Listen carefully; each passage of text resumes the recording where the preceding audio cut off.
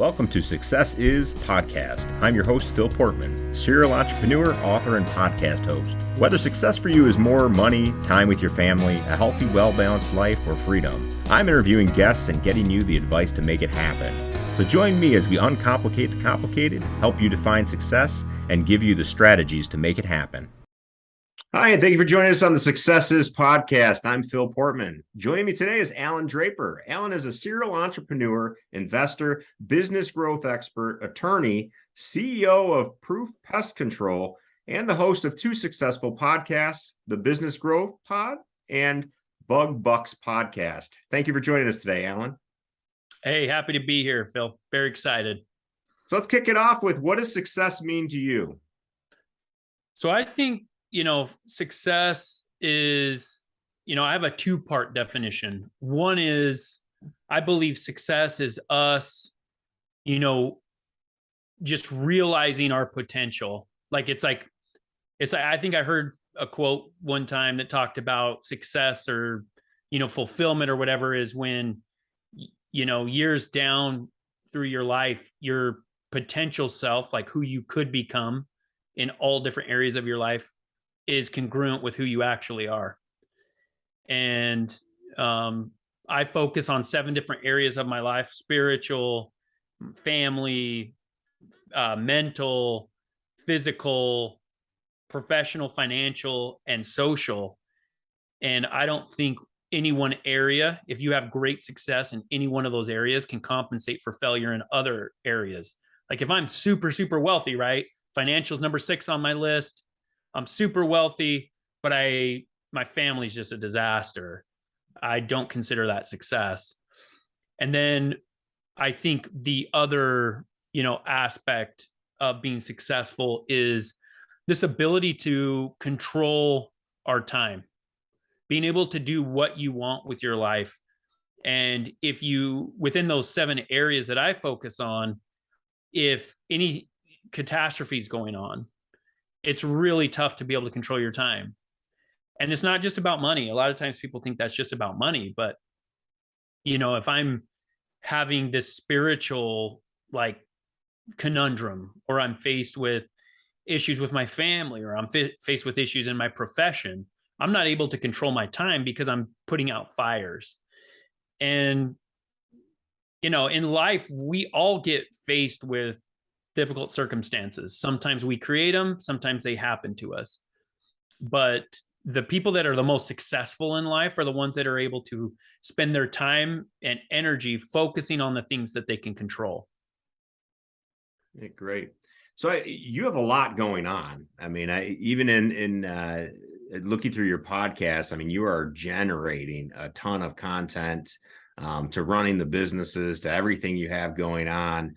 And it's a topic that comes up all the time. And I know it's probably not the most exciting, but the time management, how are you accomplishing so much? And especially when you're talking about having a full balanced life where you still have a family, you're not neglecting them and some of the other things that you have going on. How are you still achieving so much in business at the same time? I think there's a lot that goes into it, and I'm always trying to improve with time management. But things that I'm really good at, one is surrounding myself with excellent people.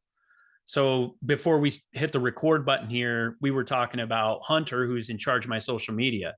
So a lot of people look at what I'm able to accomplish on social media and just the volume and the quality of what I'm able to produce, and they attribute that to me.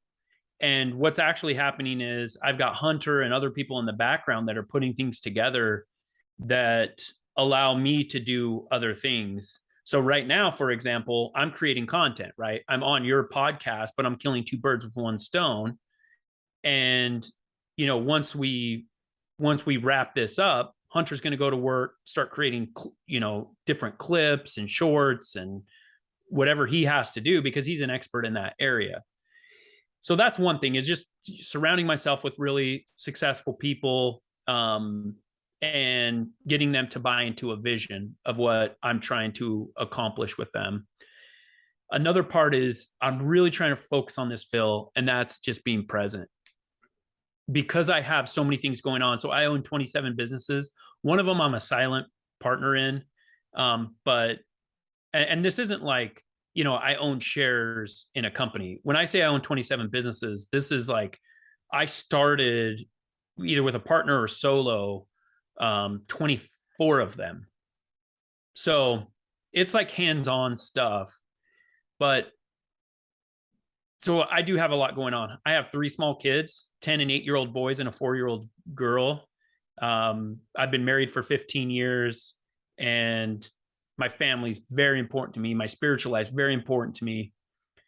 And I got really good at focusing on one thing at a time. Like right now, I have businesses that have a lot of fires, I can imagine. But nothing matters to me except for sitting down here with you and having our chat. So I'm 100% engaged. And I'm not a huge fan of the multitask. I think that there are very few things where you can multitask. You can drive and listen to a podcast. And that's because driving, has become so automatic for me. But you can't do 2 things that both require your mental bandwidth. And people try to do that. And they think that they're making progress when they're actually digressing.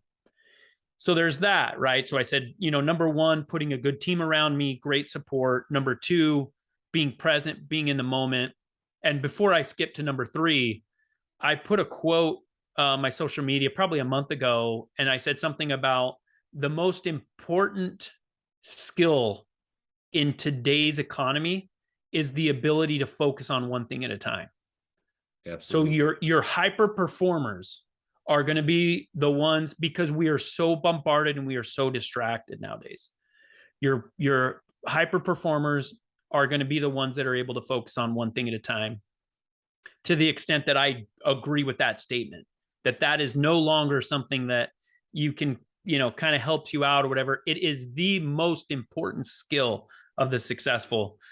And then 3, just, I work my calendar hard. My appointments they're set in stone.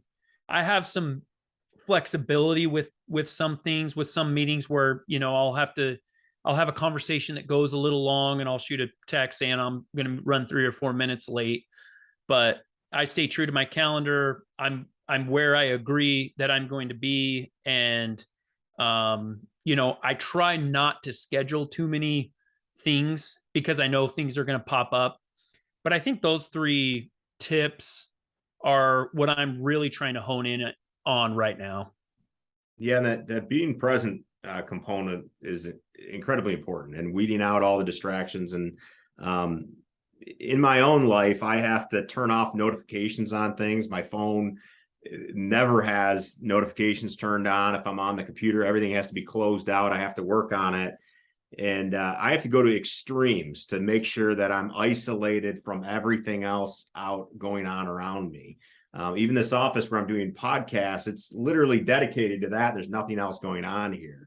Do you similarly have to do this, or does this come naturally to you? Are you just somebody who can just disconnect from everything else? No, you know what's funny is that I don't have notifications on anything. Like my phone rings, I do not know. That's funny. I was saying, if you die in the middle of the night or you have an emergency, don't call me because I don't answer it. Yeah. No, I'm the wrong guy unless we had already planned on us being together. Then I'm the right guy because I will 100% be there every time. But no, I don't have any notifications on. Now I check my phone regularly, but if I'm in a project or whatever, I'll go a hard 2 hours without looking at my phone. And I'm trying to get even better at it. I've never had any type of notifications on social media. People that do, that is crazy. If somebody likes their post or sends them a DM, and I know that people have this because I'll message somebody and they'll immediately reply. I just don't want, not that I'm above those things. I just want to be the one that's in control of my schedule and my time. And when we have notifications on, somebody else is in control. So And this is coming from a guy that I'm really heavily invested in social media. Sure.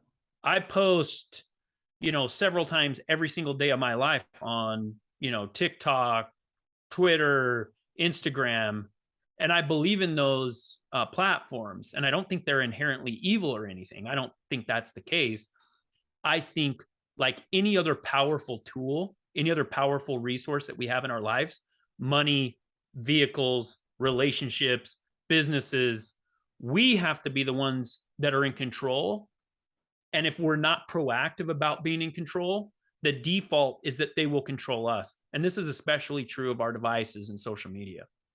Absolutely. No, I'm always concerned about the habits that I'm building as well. And a bad habit can quickly turn into an addiction. And that's what I see so many people spending their time, on social media. And yes, if you have a dedicated time that you've managed around it, that's fine. But when your day is consumed with the notifications and checking them, that can get crazy. So yeah, no, I think it's, for me, it's to the point where I'll purposefully go, Hunter will make a post and I want to see what it's like on Instagram, for example, a reel, and I want to see it because I haven't seen it. And I'll go to look at it. And then 10 minutes later, I'm scrolling through my feed or I'm DMing somebody and I'm like, what in the heck just happened? And that's the control that especially social media and other types of media and entertainment have over us, is that my purpose was to just go there to check my work, what I do for, one of the things that I do for work. And all of a sudden I'm off in left field and everybody has a story like that. And the people that are most successful with controlling their time are the ones that are able to just hyper focus and, kind of plant hedges around their practices. And I have dedicated social media time where I'll just scroll through, do my research on what other people are posting and just kind of enjoy it. But it's never 8 to 5 for me. I don't consume social media 8 to 5 unless I, check out a video and end up getting trapped, which is exactly what they're trying to do. Everybody's just vying for our time and attention, and myself included, right? I want people to watch my reels. I want people to listen to my podcast. The idea is that I hope I'm adding some value so that they're not just wasting time, but that's not necessarily the case. And so we have to be very proactive about our time. And it's super cliche, Phil, to say this. It's super cliche, but my time is worth a lot more than my money. And a lot of it's because I have more money than I have time. But even for the people that aren't there yet, the way that you get more money than time is to be able to be proactive with it and control it, use it in a very deliberate, purposeful way. absolutely. Couldn't agree with you more. So I actually used one of your businesses. You're all the way out in Arizona, and Yeah. I was surprised to find out you mentioned Proof, and I was like, man, wait a minute, I've heard that before. And it turns out we've used it out here, Proof Pest Control. And so one of my employees, Dan, had scheduled it for me, and I said, hey, where'd you find out about it from? And he told me he Googled it and he went with the one that I can't remember the word he used, but basically had the best reviews, had the best look, feel of it, and that sort of thing. Is that an important component of your businesses, your presence, the way the brand looks, the reviews that you have on the site, the story that people tell about your company? Are those all things that you're thinking about when you're rolling out or looking into a company that you want to grow? Yeah. So especially businesses that I'm the founder of, I say that a lot of times, because I'm a father, my businesses are like my children, right? I have all these analogies, but one of the analogies is I can say kind of whatever I want about my kids, like, oh man, they're really driving me crazy today or whatever, but somebody else does. And it's like, okay, those are fighting words, right? Like something that's super personal to me. And that's how my businesses are. And I think really what it comes back to, Phil, is the reason why I started my business, my businesses, why I started Proof, why I started the other ones.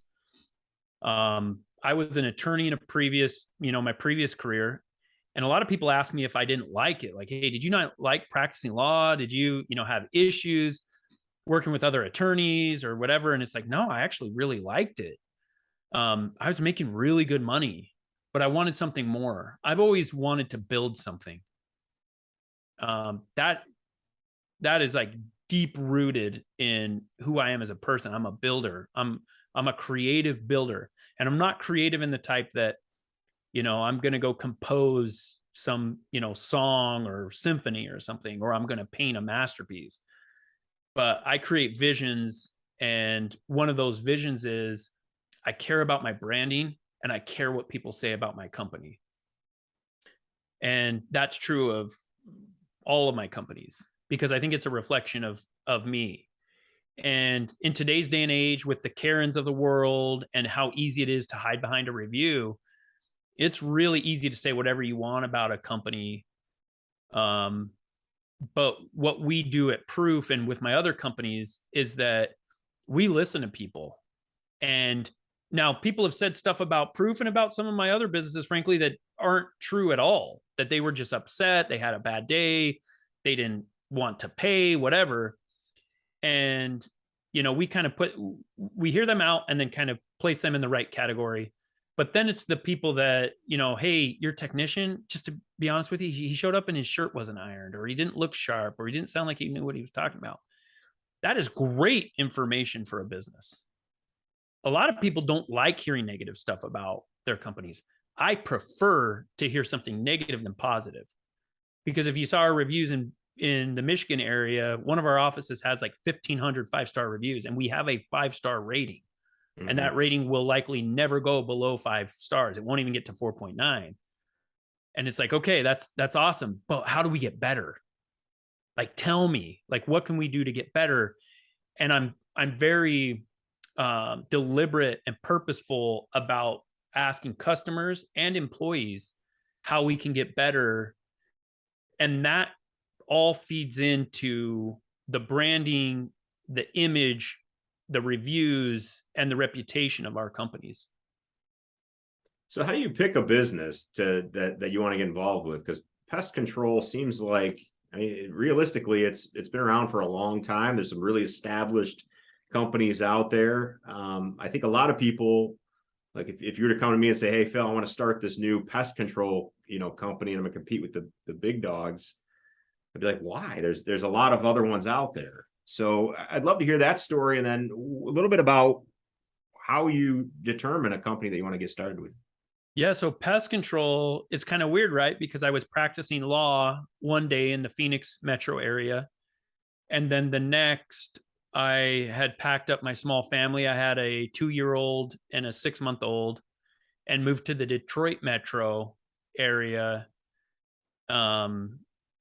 which, Detroit has a little bit of a stigma. People are like, wait, you moved from Phoenix to Detroit and you traded in a job as a successful attorney to become a bug guy?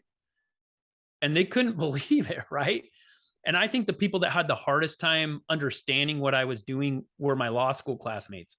Sure. Because they were shoulder to shoulder with me, 3 years of crazy difficult classes, studying for the bar after graduating from law school, taking the bar, all those sleepless nights. Like, they understood what I went through because they were right there with me.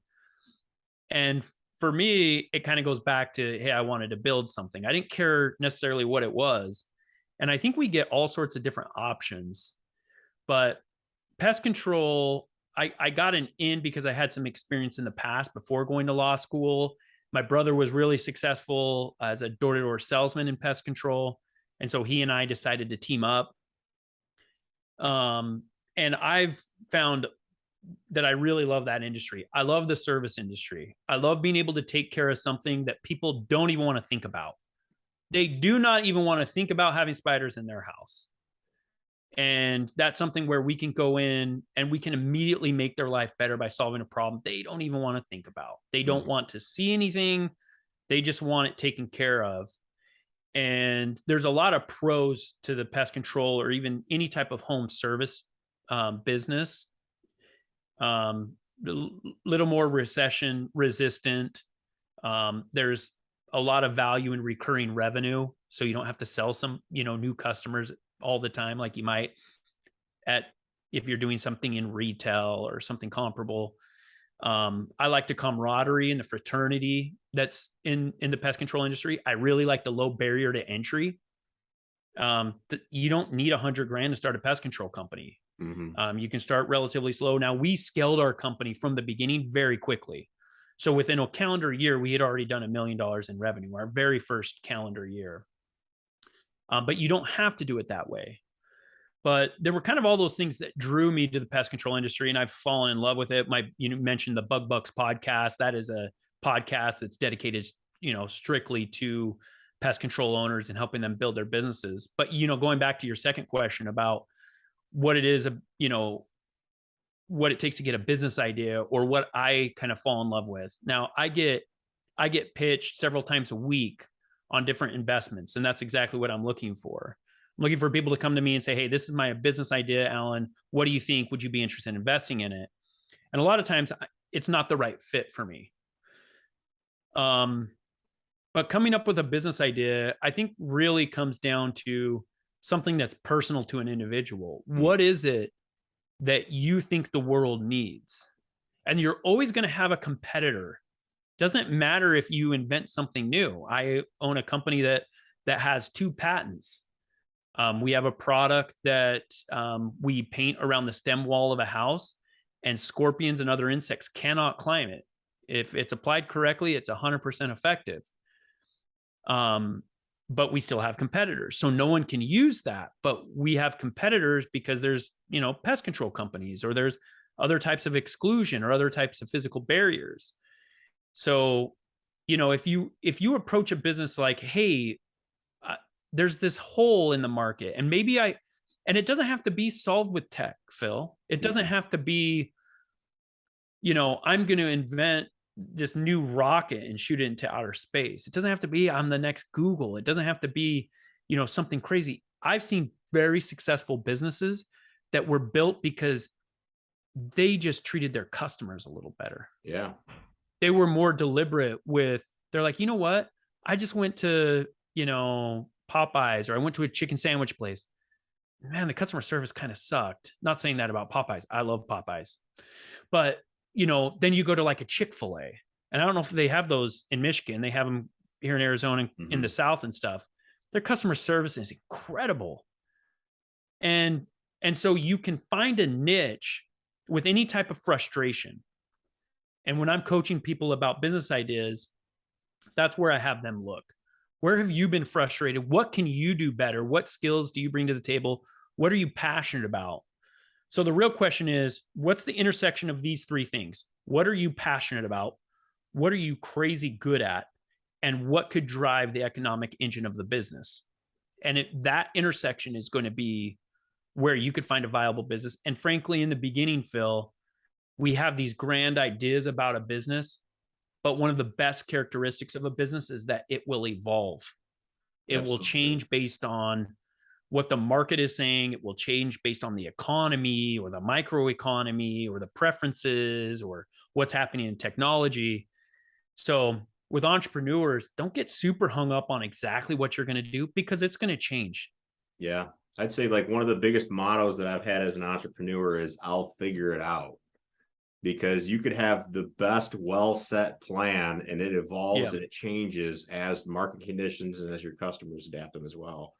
And I love what you're talking to, because a lot of people I talk to, they say, hey, I got this great idea for a business, but it already exists, right? Yeah. Well, great. So what, right? Does that individual product or service, does that define it? No. It also has to do with the way you market it, right? Your customer service beliefs, all of it. It all goes into that. And that's as unique as you as an individual. So, yeah, I mean, that's a great point. And, I heard this story a couple of weeks ago about this product that was revolutionary, and it was patented. So it was unique, and it was placed on the shelves. I can't remember what it was, and everybody was excited about it that was involved in the company, and it didn't sell anything. Yeah. People were selecting the competitors on either side of the product on the shelf. And it really came down to that marketing. And some of the best companies, like look at McDonald's. I mean, maybe there's somebody out there that will argue with me that they have the best food in the world, but I don't think so. I don't think so. But they are one of the most successful restaurants, if you want to call them that, in the world. So they're good at something else. So that's a great point, Phil. Get into a business, even if there's something that already exists, and find out your unique selling proposition. What is going to make you different? And be true to that and back it up with more than just words. Yeah, absolutely. I could tell you so many different businesses that have found it. They found the right market at the right time, and they had the different characteristics that set them apart from their competitors. And if you think about it, I think there was I've heard writers talk about there's no new original ideas. Like ideas are always built on a predecessor, right? Over time. And there's nothing wrong with that. You can look at a situation like you did with pest control and say, I can do that and I can do that better. Yeah. No, it's 100% true. Like Facebook, MySpace existed before Facebook. I think there was 5. I think they might have been the 5th major social media platform to hit, and they just hit at the right time, right? Yeah, I think there were a bunch of factors that came into play with Facebook, but they were unique, but they weren't first. And another thing about Facebook is, tech companies in general have to be quick to evolve, and they recognize that. Remember, they started out, you had to have a harvard.edu email address, and now it's all over the world. So they were able to recognize that. Amazon started out as a bookstore. It's an online bookstore. I don't know the last time I bought a book from Amazon, at least hard, physical. Yeah, like a physical book. So it's about getting started. Entrepreneurs have a hard time because we beat ourselves up. We're like, no, we need to tweak this. We need to tweak that before we get started. It's like, you actually don't know what you need to tweak until you get some feedback. So get in there, take some risk. You might fail. So what? That's what separates us from everybody else, is this idea that that's part of the process, that this matters to me so much that even though I know that I have a 90+% chance of failure, I'm going to try anyway. I'm going to put myself out there and then just tweak it. Just figure out how to evolve your product, your business, your service, whatever, and make it better, because you don't know what's going to work. Mark Zuckerberg, he did not know when he started. He had no clue. Jeff Bezos, same thing, right? Elon Musk, all these celebrity entrepreneurs at one point they were just like me and you. Just winging it and figuring out as they went along, right? Exactly. Well, Allan, thank you so much for joining us today. For everyone listening out there, how do they follow you? How do they keep in touch with you? And what do you got going on? Yeah. So, my podcast, the Business Growth Pod, is a great place to, learn about motivation, personal development, things like that, especially for entrepreneurs. I'm very active on Instagram. My handle is Allan R. Draper, and then my website, allandraper.com. You could schedule 15-minute consultation with me where I can just go through the ins and outs with you about your business and see if I can point you in the right direction, help you raise some money, give you some additional feedback. And that's all free, man. That's all me just giving back. I've been very blessed. So I have a passion for early entrepreneurs, for startups. And, that's where I want to give the most value. Great. Thank you so much, Allan. And thank you for listening on the Successes podcast. We'll see you next time. Thanks, brother. Well, thank you guys for watching today. Be sure to like and subscribe for more future episodes of Success Is Podcast. If you have any suggestions, please comment below. Look forward to seeing you next time.